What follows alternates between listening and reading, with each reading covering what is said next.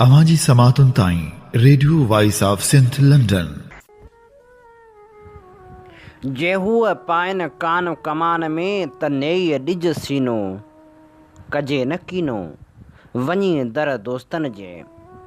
भलारे भिटदणी जे भलारे बैत सां मुझी आवाज़ मुसाफ़िर radio voice of Sindh London ता थिए दुनिया जी कुंड कुड़च ताईं जंहिंजा माग बुझे पियो उन्हनि मिणी महिरबाननि खे सिक भरियो सलाम इशाल क़बूल पवे।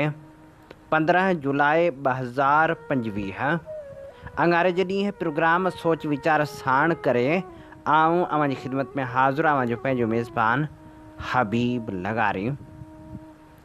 प्रोग्राम जी शुरूआत में अवल इहा ई दुआ त शाल जिथो जो असुख सलामती सां हुजो, कॾहिं बि ॾुखियोड़ी न ॾिसो ऐं कॾहिं बि अव्हां जूं मुर्कूं मेरियूं न थियनि। दुनिया जी कुंड कुड़च में जिते बि रहो सिंध लाइ, सिंध वासियुनि लाइ ऐं दुनिया जे मज़लूम माण्हुनि लाइ जा खोड़ींदा रहो। शाल अव्हांजा ख़्वाब तहबीरनि सां लही सघनि। नेठि उहा मौसम बि मोटी आई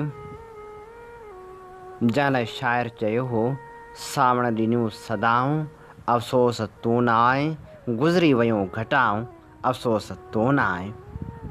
ऐं हाणे सावण बि सदाऊं ॾेई चुको आहे, पर छा कजे उहा मुंद जेका मल्हारी बि सॾिबी आहे ऐं उहा मुंद जेका सारे सभु जहान खे जलथल बणाए वेंदी आहे। उहा मुंद जंहिंमें बरसातूं वसंदियूं आहिनि, जंहिंमें थर में खुंबियूं थींदियूं आहिनि, गुल टिड़ंदा आहिनि।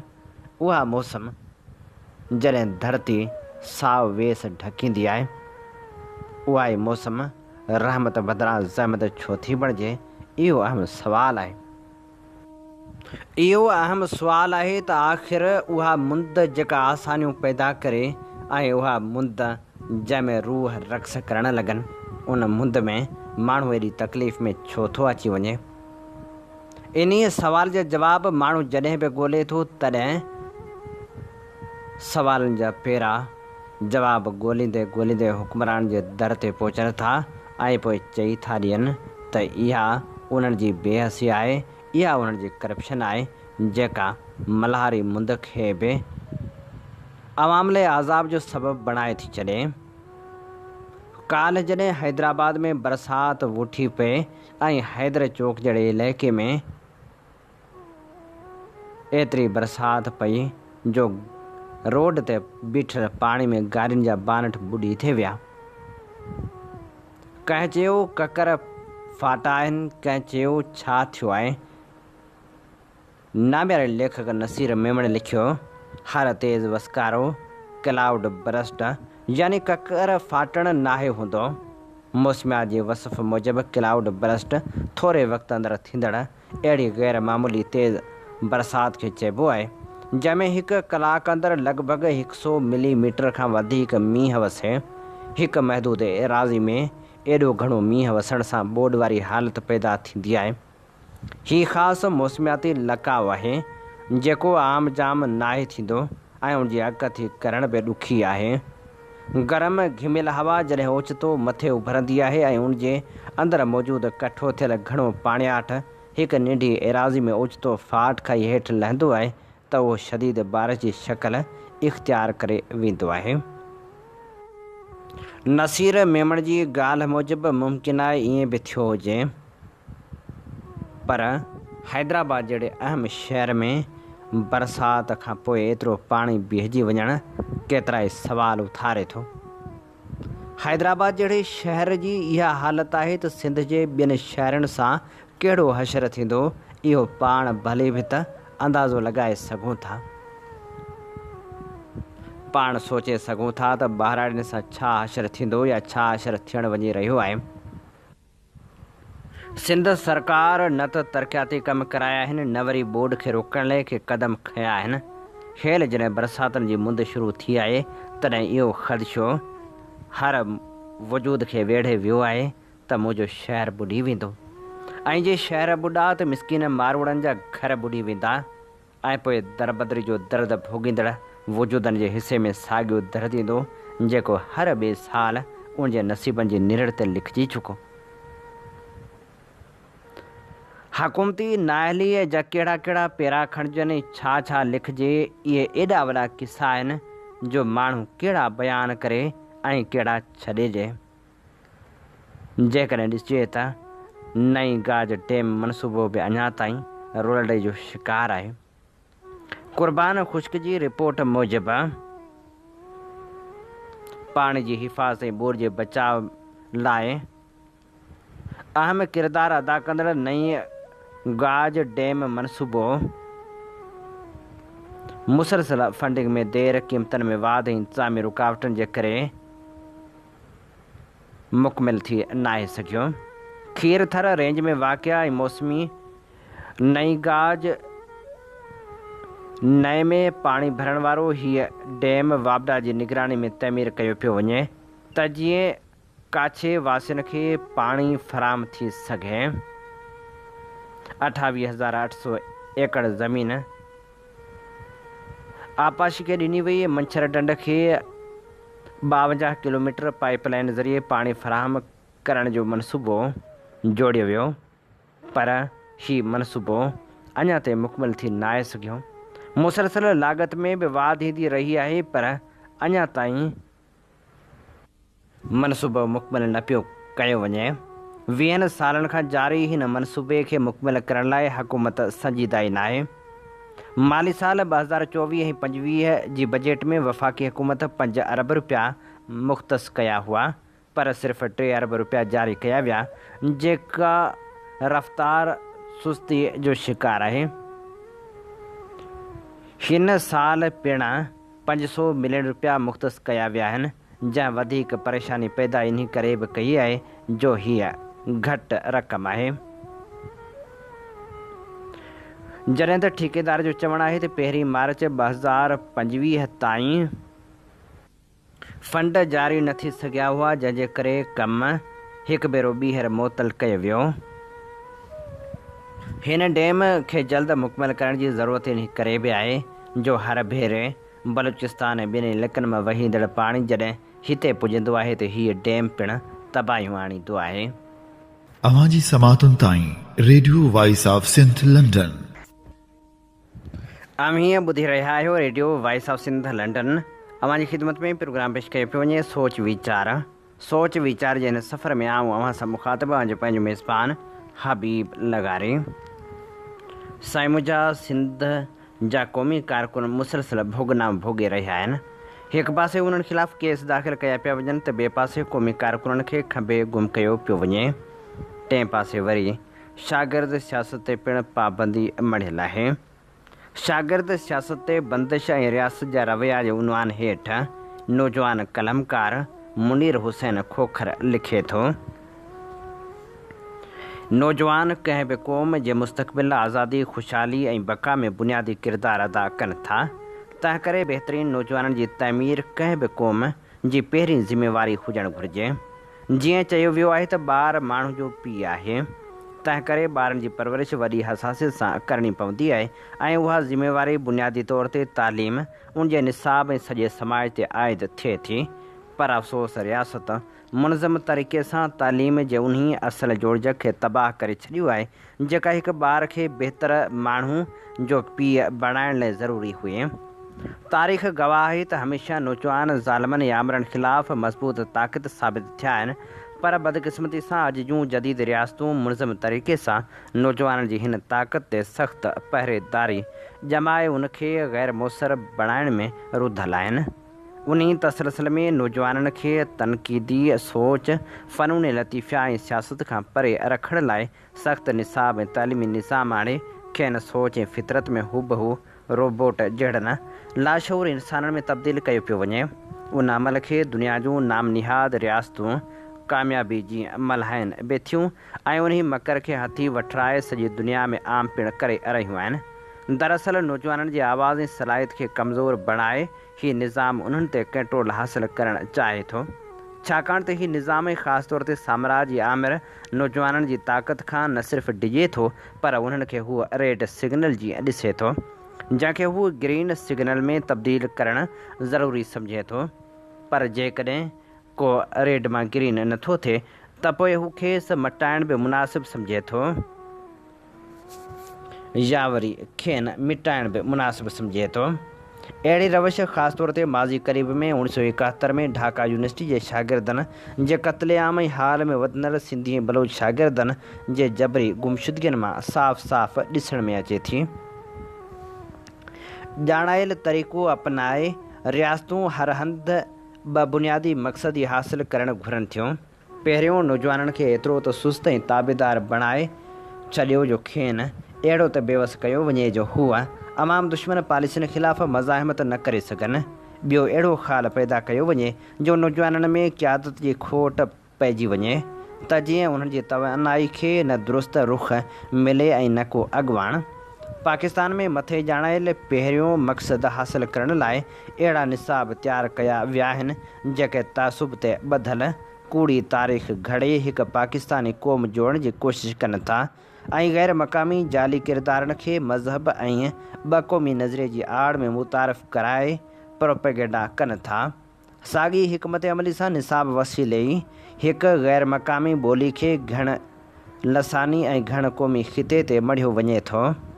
ही सभु कोशिशूं ॼाणी वाणी मक़ामी माण्हुनि जी सुञाणप सक़ाफ़त तोड़े क़ौमनि जी मज़ाहिमती तारीख़ ऐं हक़ीक़ी बेबाक किरदार खे ख़तमु करण लाइ कयूं वञनि थियूं त जीअं नौजवाननि जी मज़ाहिमती सघ खे दॿाइण लाइ संदन उत्साह जा कारण फेरे शागिर्दनि जी स्कूली वही खां हथरादू ज़हन साज़ी कजे। पाकिस्तान रियासत जो ॿियो मक़सदु शागिर्द यूनियन ते बंदिश लॻाए हासिल करण जी कोशिशि कई, जिते असां वटि ऐं ढाका यूनिवर्सिटी जहिड़ा इदारा ऐं जवाहरलाल नेहरू, शेख मुजीबुर रहमान तोड़े कन्हैया कुमार जहिड़ा शागिर्द हुजणु घुरिजनि हा। उते ब्यूरोक्रेटिक निज़ाम शागिर्दनि खे सख़्ती सां कंट्रोल करे थो, जा सभु शागिर्द मज़बूत क़यादत जी हैसियत सां उभरी न पिया सघनि। कराची यूनिवर्सिटी, सिंध यूनिवर्सिटी, डाव यूनिवर्सिटी ऐं कुझु ॿियूं यूनिवर्सिटियूं शागिर्द सियासत जी शानदार तारीख़ रखनि थियूं, पर वक़्त सां गॾु रियासत उनखे मुनज़म नमूने सां दॿायो। उहो दॿाउ अॼु बि जारी आहे। नौजवाननि में अगवा, FIRs ऐं ॿियनि रियासती हरबनि ज़रिए ख़ौफ़ फैलायो वञे थो। नतीजे तौरु अक्सर शागिर्द सियासी शऊर खां वांझियल आहिनि, ग़ैर मुनज़म आहिनि ऐं सियासत खे पंहिंजो बुनियादी हक़ नथा सम्झनि। उन्हनि सभिनी रुकावटुनि जे बावजूदि शागिर्द अॼु बि कैंपस जे अंदरि तोड़े ॿाहिरि तरक़ी पसंदि सियासत जारी रखियो वेठा आहिनि, पर उन्हनि जे विच में क़यादत जो बहरान मौजूदु आहे। क़यादत जे बहरान मां मुंहिंजी मुराद आहे भगत सिंह, GM सैद, जाम साकी, रसूल बख्श पलीजो, हैदर बख्श जतोई वग़ैरह जहिड़नि अॻुवाणनि जी खोट। हीउ बहरान टिनि कारणनि जे करे आहे: तरक़ी पसंदि शागिर्द सियासत जो डिघे अरसे खां पयल ख़्याल, नज़म ज़ब्त जो अणलब हुजणु ऐं तनक़ीदी शऊर जो बहरान। पहिरियों कारण शायदि इन ॻाल्हि ते घटि पढ़ंदड़ ई मुतफ़िक़ थियनि, पर उन तरफ़ वधीक ध्यानु धरण जी ज़रूरत आहे त अॼु जी तरक़ी पसंदि सियासत माज़ी जी भेट में के भरवसे लाइक़ तनज़ीमूं जोड़ण में घणे क़दुरु कामयाबु न पई थिए। जेकर कुझु तनज़ीमूं ऐं शागिर्द मुहाज़ आहिनि बि त उन्हनि में न को सियासी कैडर न ई वरी शागिर्दनि खे शऊर याफ़्ता हक़ीक़ी क़यादत तयारु थी मिले, जेका शागिर्दनि जी नुमाइंदगी बि करे ऐं उन्हनि में सियासी शऊर बि पखेड़े। उनजो हिकु सबबु मुल्की ऐं ज़मीनी हालतूं त आहिनि ई आहिनि, जेके नज़रियाती तौरु तरक़ी पसंदि सियासत में रुकावटूं बणिजनि थियूं। ॿियो सबबु तरक़ी पसंदि सियासत में शख़्सियत परस्ती वारे रवश जो काहिजी पवणु आहे, जंहिंजे करे अॼुकल्ह नौजवान या त मख़सूस सीटुनि ते भाड़न लॻनि था या अहिड़नि सोशल मीडियाई फ़र्दनि जे सैर में वठिजी वञनि था जेके स्क्रीन ते पाण खे सियासी या तरक़ी पसंदि ज़ाहिर कनि था, पर हक़ीक़त में अहिड़ा हूंदा न आहिनि। उन्हनि खां अलावा सोवियत यूनियन टुटण खां पोइ तरक़ी पसंदि ऐं नज़रियाती धड़े मां घणी तइदाद में कामरेड मायूस थी माठ करे विया, जंहिंखां पोइ कामरेड जहिड़ो मोतबर लफ़्ज़ तेज़ी सां माना वञाइण लॻो। कुझु टोलनि खे इस्तेमालु करे पाकिस्तानी रियासत मुनज़म प्रोपेगेंडा करण में कामयाबु वई ऐं कामरेड जहिड़ो अज़ीम लफ़्ज़ झगड़ालू, धोखेबाज़, ठग ऐं मौक़े परस्त गिरोह या फ़ौलाद लाइ जीअं ई इदारनि में राइज थियो त रियासत बि कैंपस ते सियासी पाबंदियुनि खे जाइज़ ठहिराइण लाइ उन लफ़्ज़ जो ख़ूब इस्तेमालु कयो। पर हाणे सूरतहाल कुझु मटिजी रही आहे, बल्कि मटिजी वई आहे, जो कुझु तरक़ी पसंदि पार्टियुनि जूं कोशिशूं ऐं नौजवाननि जी पाण मुरादी जदोजहद हिकु उमेदु लॻे थी। शागिर्द सियासत ऐं कामरेड वरी पंहिंजा असली मुतबर माना जल्द माणींदा। हीअ असीं अव्हां जी ख़िदमत में पेश करे रहिया हुआसीं। मुनीर हुसैन खोखर जो लिखियल ख़ूबसूरत लेख। अवांजी समातुन ताईं radio voice of Sindh London. अमीं ॿुधी रहिया आहियो radio voice of Sindh London.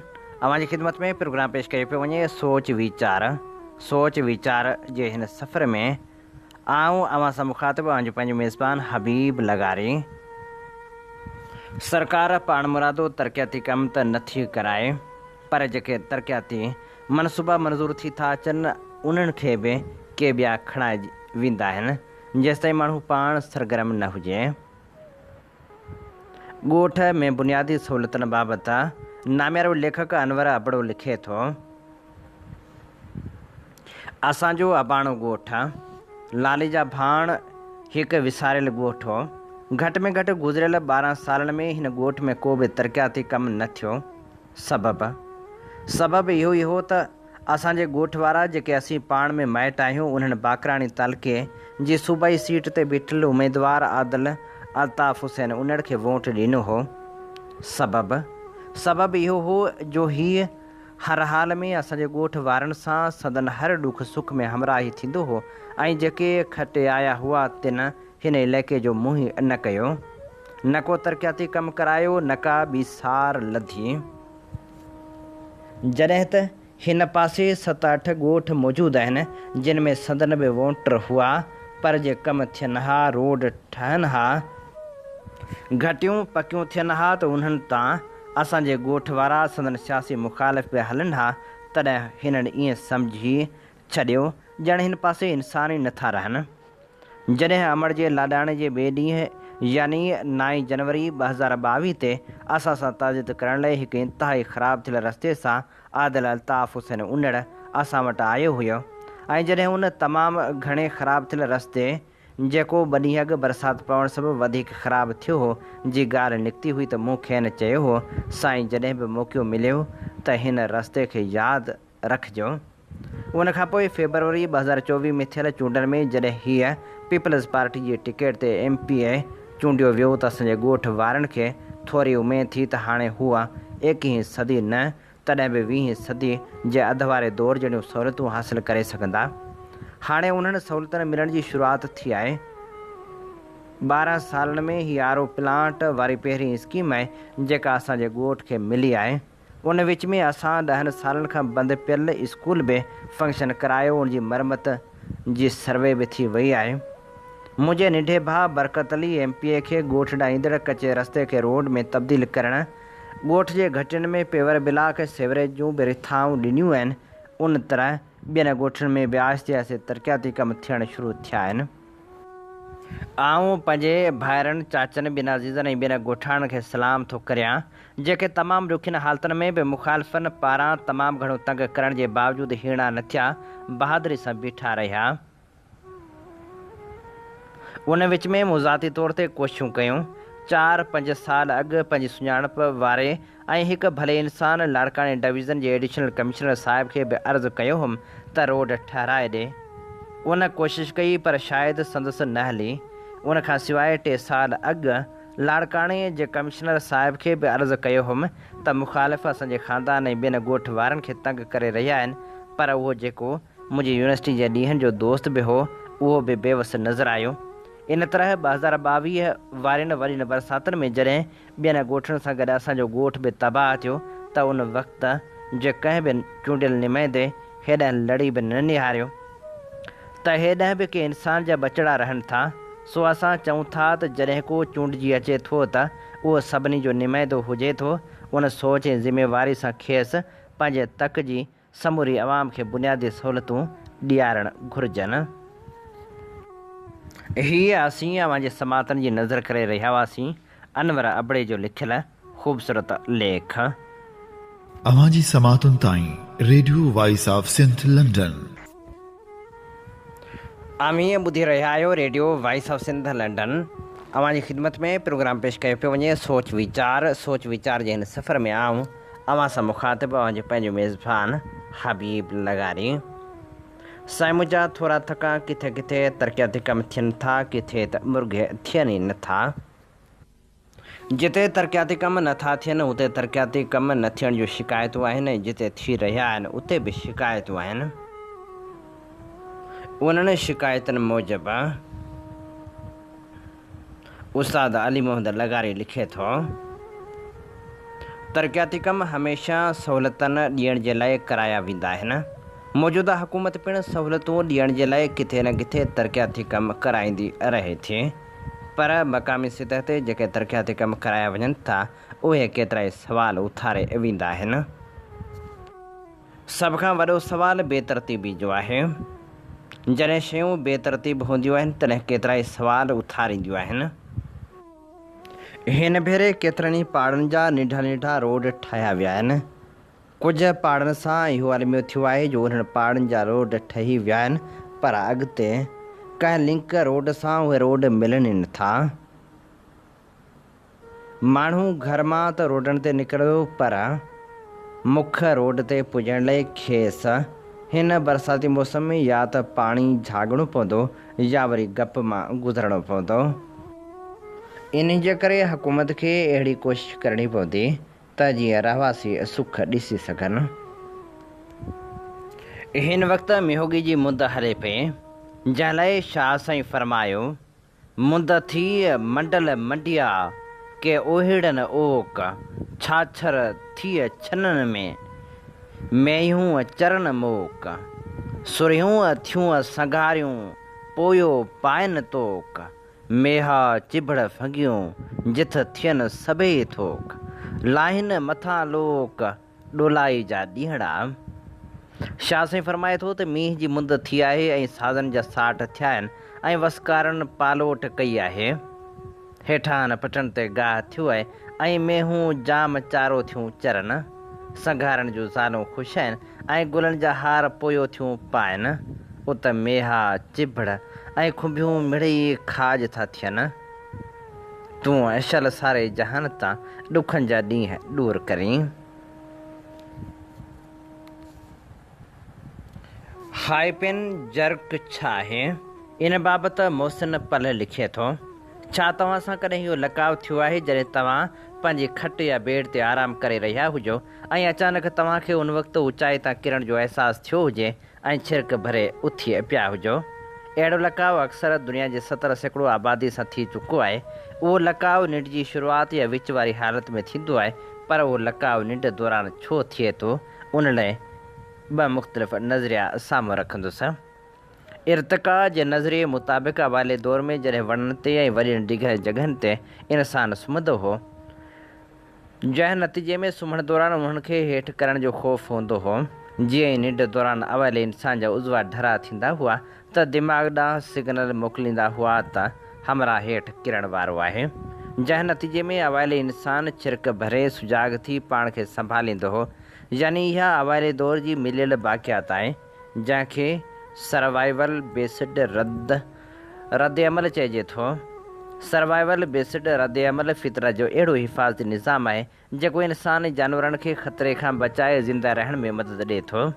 Neuro science जे मुताबिक़ इंसान जे निंड में वञण वक़्तु दिमाग़ जी हालत आहिस्ते आहिस्ते तब्दील थींदी आहे।